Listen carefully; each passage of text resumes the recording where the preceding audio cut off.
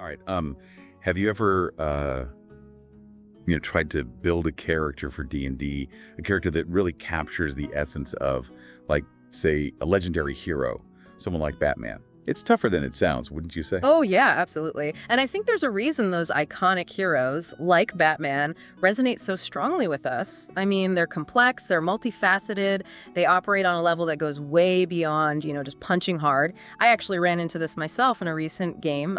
We were playing in this really gritty urban setting, lots of intrigue, lots of corruption. I thought to myself, perfect. This is it. This is where I unleash my inner Batman.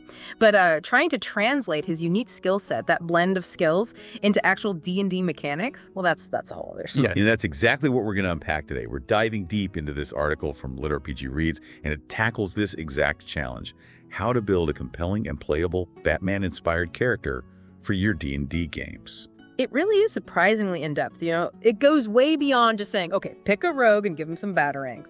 It really digs into the nuances of race selection, class selection, feats all those elements that make D&D character creation so rich. And it starts with something that you might not expect: choosing the right race.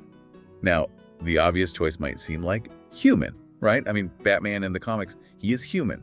It's all about skill and training, not some inherent superpower or ability. And the article definitely acknowledges that. Humans in D&D are known for being incredibly versatile, just like Batman and his years of, dedicated training. But then it throws a couple curveballs. For example, it suggests half-elf as a surprisingly fitting option. They have that blend of dexterity, which is great for agility, charisma, for Bruce Wayne's social side, right? And they even get extra skills, representing Batman's diverse training. It makes you think about which aspect of Batman you really want to emphasize in your build. Like, if you're more focused on that urban predator vibe, the article suggests the tabaxi, that cat-like race known for their stealth and speed. Yeah, it's like choosing a lens through which you're going to view the character. Are you focusing on Batman's detective skills, his martial arts prowess, or his ability to, move through the city like a shadow? Your choice of race really sets the stage for all of that. And speaking of diverse skills, the article makes it very clear: if you truly want to embody Batman, you just can't pick one class and call it a day. Right, you've got a multi-class. That's where you combine the strengths of different D&D classes to create a character that is much more well-rounded, much more capable. And the article breaks down a few options that, when combined, really do capture Batman's feel. So first up is Rogue. This one's almost a no-brainer, right? Stealth, skills, gadgets. I mean, that's classic Batman territory. Imagine using your cunning action to disappear into the shadows after disarming a trap or slipping past guards with ease. It's all about that tactical, stealthy approach to combat that Batman is known for. And to bring in those iconic martial arts skills, the article suggests adding a few levels of monk. Think about it. You've got your flurry of blows for those rapid-fire strikes, your stunning strike to incapacitate opponents non-lethally, because Batman doesn't kill, and you can even pick up some Kai-powered abilities to enhance your agility and your movement. It's about weaving together different combat styles to create something that's both effective and thematically appropriate. But there's one more class that I found really, really interesting: Artificer. Oh yeah, this is where the bat tech comes in. Artificers, they're all about crafting, about magical devices and inventions. So you're not just using standard D&D gear, you are building custom batarangs, grappling hooks. You could even build some kind of powered armor, The article even suggests working with your dungeon master to come up with unique inventions that fit the campaign setting. Okay, so we've got race, we've got our multi-class combo. Now it's time to talk stats, those all-important ability scores. And you might think that we would pump up strength for a character like Batman, all about those, powerful punches and things.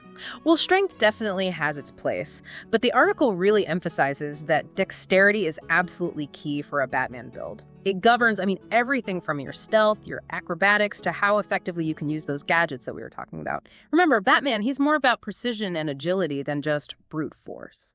It's about hitting that sweet spot between being able to move like a shadow and still delivering those impactful strikes when needed. Absolutely. And of course, you can't neglect intelligence. This is where all of Batman's detective work comes from: his strategic planning, his invention skills, all that stuff. You'll need a high intelligence score to really make those aspects shine. It's interesting how even charisma plays a role in a Batman build. We often think of him as this brooding, solitary figure.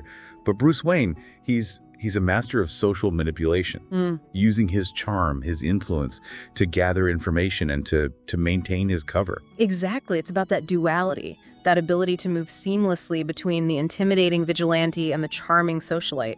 And D&D gives you the tools to do that through your character's ability scores. Now, here's where things start to get really fun for me. Feats. These are special abilities that you can choose to give your character that give them that extra edge. Yeah, think of them like choosing gadgets for Batman's utility belt. The article highlights a few that are particularly fitting, like Skulker, for example. Lets you hide in shadows, even when enemies are nearby. I mean, you're practically invisible. It plays perfectly into Batman's, mastery of stealth and his ability to use the darkness to his advantage. And to really emphasize that detective side, there's the observant feat. This boosts your passive perception and investigation skills. I mean, you become incredibly perceptive and detail-oriented. Imagine noticing tiny clues that others might miss, picking up on those subtle shifts in body language, or even piecing together a mystery before anyone else realizes that there is even a problem. It's about that Sherlock Holmes-level observation that Batman brings to his investigations. And for those who want to really replicate Batman's combat prowess, there's Martial Adept. This gives you access to those special combat maneuvers, so you're able to disarm opponents, trip them up, or even knock them prone. It's about controlling the flow of combat, using your skills and your strategy to outmaneuver your opponents, not just relying on, brute strength. Think about those fight scenes in the Batman movies, where he's using his environment, his gadgets, and his martial art skills to take down multiple opponents at once. That's the kind of feel you can capture with Martial Adept. So we've got the core mechanics down, we've got race, class, ability scores, feats. But what about the story behind our Batman? What Right. kind of past led this character down this path of becoming a vigilante? That's where choosing a background comes in. Yeah, and the article offers a few suggestions that really capture different facets of Batman's origin story. For example, you could go with Urban Bounty Hunter. Gives you skills in stealth and investigation, perfect for someone who operates in the shadows, bringing criminals to justice. It's a gritty street-level background, and it immediately establishes your character as a force to be reckoned with. You could also go with noble, right? This reflects Bruce Wayne's, wealthy upbringing and gives you access to social connections and influence. Imagine using your wealth to fund your crime-fighting activities, throwing lavish parties to gather information, or even using your social standing to kind of manipulate events from behind the scenes. It's a really fascinating way to play with that Bruce Wayne-Batman duality. On the surface, you're this charismatic socialite, but beneath that facade, you are a driven vigilante, dedicated to fighting injustice. And then there's investigator. For those who really want to lean into Batman's detective side, this background gives you proficiency in skills like insight and perception, making you a master of observation and deduction. You could be, a former police detective who became disillusioned with the system, a private investigator specializing in uncovering the truth. You could even be a forensic scientist with a knack for solving puzzles. It's about creating a backstory that explains how your character developed those, sharp analytical skills and that unwavering determination to seek justice. Okay, so we've covered a lot of ground here. We've talked about race, class, ability scores, feats, backgrounds. But there's one more piece of the puzzle that we need to address before we can move on to the next part. You mean the fun part, gear? You took the words right out of my mouth. Yeah. What would a Batman-inspired character be without his, iconic gadgets and tools? Well, this is where the article gets really creative. It suggests using a variety of standard D&D items to represent Batman's arsenal. We're not talking plain old swords and shields here. No. We're talking a rope of climbing. For those, iconic grappling hook moments, alchemist's fire to simulate smoke bombs, and a cloak of elven kind to just vanish into the shadows. They even suggest using a simple +1 dagger to represent batarangs. It's about finding those, creative workarounds to capture the spirit of Batman's gear, but within the rules of D&D. That's what I love about this build. It encourages players to think outside the box, to come up with clever solutions that really bring the character to life. It's not just about having the right gear, though. It's about knowing how to use it effectively, just like Batman does. So we've laid the foundation for our Batman build, from the core mechanics to that essential gear. But we're just getting started. In the next part, we'll dive even deeper, exploring how to translate Batman's combat style and his iconic personality into actual D&D gameplay. Welcome back to our deep dive on building a Batman-inspired D&D character. It's amazing how much ground we've covered already, but we've really only just begun to scratch the surface of what's possible here. Yeah, so we've built the framework. We have the blueprints, if you will. Exactly. Now let's talk about actually bringing this character to life. How to actually play a Batman in your D&D games. And that means looking at how Batman actually approaches combat. It's not just about brawling, it's tactical, it's strategic. It's almost like a chess game, but with punches, Yeah, he uses the environment to his advantage. He disappears into the shadows. Yeah. He strikes with precision and then vanishes before anyone even knows what hit him. The article really emphasizes that this translates beautifully into D&D tactics. Think about all the rogue aspects that we discussed. Stealth, cunning action, all of those are tools for a Batman-like approach. So it's not about charging into battle, head on. It's about setting ambushes, using your environment for cover, and striking when your enemies are at their most vulnerable. Exactly. And those gadgets we talked about, they become even more crucial in combat. Using alchemist's fire to create a smoke screen, just like Batman's smoke pellets or a rope of climbing for those quick ascents and escapes. Yeah, I can picture it now. You're facing off against a group of thugs in a dark alleyway, use the smoke bomb to just create chaos, and then you vanish into the shadows, picking them off one by one with those +1 daggers, your makeshift batarangs. And let's not forget the monk abilities that we layered into this build, right? Those come into play beautifully as well. Imagine using your flurry of blows to just deliver a series of rapid strikes, just like those iconic fight scenes that we see in the Batman films. Then you use Step of the Wind to reposition yourself, dodging attacks, staying one step ahead of your opponents, always in control. Yeah, it's about weaving together different elements to create a fighting style that feels distinctly Batman. It's fluid, it's precise, and it's always a step ahead of the opponent. And it's not just about the physical combat, though, right? Batman, he's a master strategist. He's always thinking several steps ahead, analyzing his opponents, trying to predict their moves. Right, and that's where your high intelligence score really comes into play, along with those feats, like observant. You're not just fighting, you're studying your enemies, looking for weaknesses, trying to exploit openings. I can see our D&D Batman perched on a gargoyle, high above the city streets, carefully observing a criminal operation.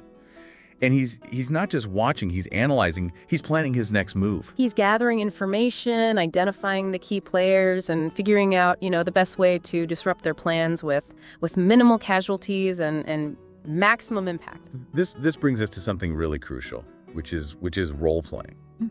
It's one thing to build a character with the right stats, the right abilities, but how do you actually ACT like Batman at the table? That's where it gets really interesting. The article highlights the importance of capturing Batman's duality. He's both the intimidating vigilante, striking fear into the hearts of criminals, and the charming Bruce Wayne, using his social skills to gather information and to maintain his cover. So you have to be able to switch between those personas, knowing when to be menacing and when to be suave and debonair. Exactly, and it's about staying true to Batman's moral code. He's a hero, but he's a dark hero. He's driven by a profound sense of justice. He doesn't kill, he doesn't compromise his principles, and he's willing to put himself at risk to protect the innocent. That means making choices in the game that reflect those values. You can't just go around, slaughtering every enemy that you encounter. You have to find creative ways to subdue them, to bring them to justice, perhaps even offer them a chance at redemption. It's about using your actions to reinforce that sense of fear and respect that Batman inspires. Your enemies should tremble at the mention of your name, but you also want the common folk to see you as a protector, as a symbol of hope in a corrupt world. It's that duality that really makes it so compelling.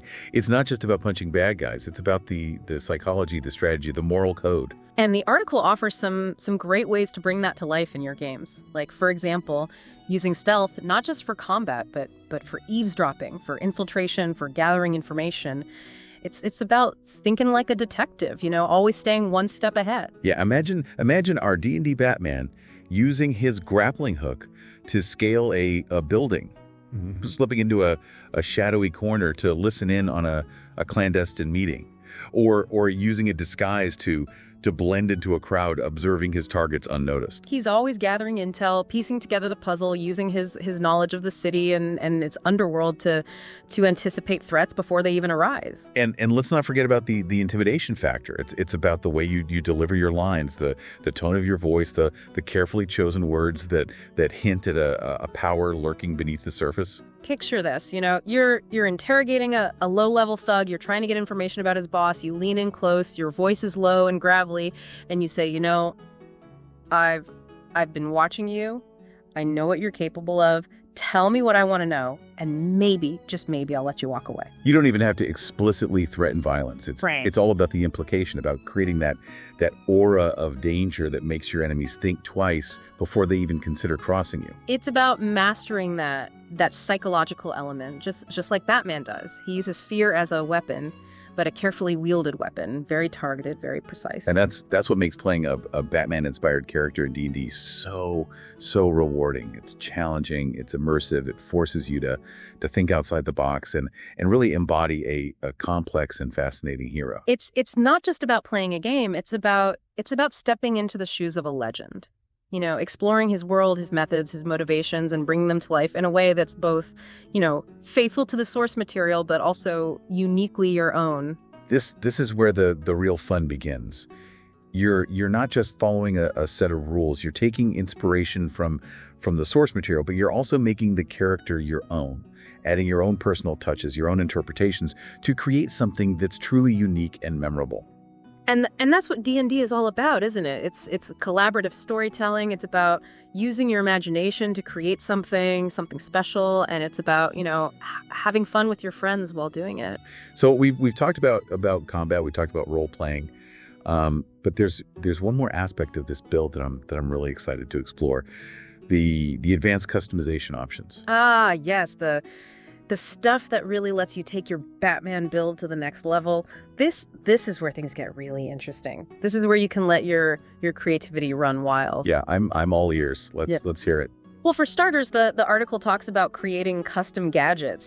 This goes beyond just using existing D&D items to represent Batman's gear. This is about working with your DM to design unique and powerful devices that are tailored to your character's needs and the specific challenges of your campaign. So we're not just talking about smoke bombs and grappling hooks anymore. We're talking about inventions that could rival some of Batman's most iconic gadgets. Exactly. Imagine like a grappling gun that can fire nets to entangle opponents, or a utility belt that dispenses like sonic grenades to disorient your foes. Yeah. Or how about a pair of gauntlets that can generate electric shocks to incapacitate enemies without causing, lethal harm. And those are just a few examples. I mean, the possibilities are literally endless. You can let your imagination run wild and come up with devices that are both, mechanically sound and thematically appropriate for your Batman character. Mm-hmm. And it's not just about the gadgets themselves. It's about the process of creating them, Mm-hmm. working with your DM to design these devices, figuring out how they work, what materials are needed, what kind of limitations they might have. That's all part of the fun. Yeah, it adds a whole new layer of depth and immersion to your character. Mm-hmm.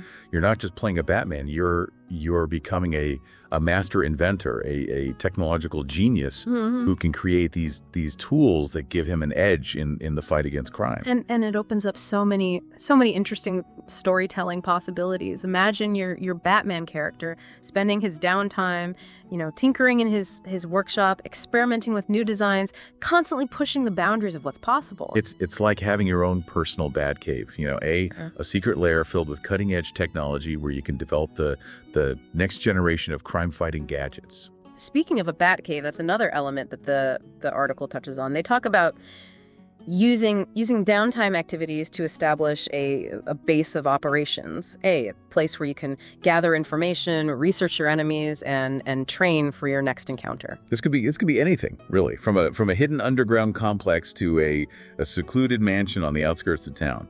The important thing is that it reflects your character's personality and their resources. Imagine having a network of informants who feed you information, a state-of-the-art computer system that allows you to analyze data and to track criminal activity, and a training facility where you can hone your skills and test your latest inventions.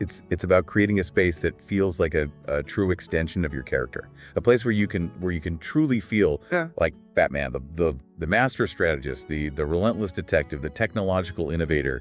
And it adds another layer of immersion to the game. Imagine meeting with your allies in your secret lair, strategizing your next move, and coordinating your efforts to take down the criminal underworld. It's about taking that Batman fantasy and making it a reality within the world of your D&D game. Yeah. And the article provides you with all the tools and inspiration that you need to do just that. So we've covered a lot of ground here, from the basic mechanics of the build to the finer points of role-playing and customization.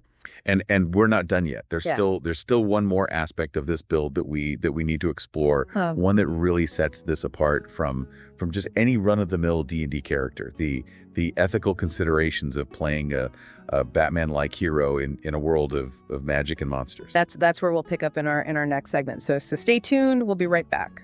So we've talked about building a Batman in D&D, how to fight like him, even how to get into that headspace, that mindset. But here's something that adds a whole other layer of depth.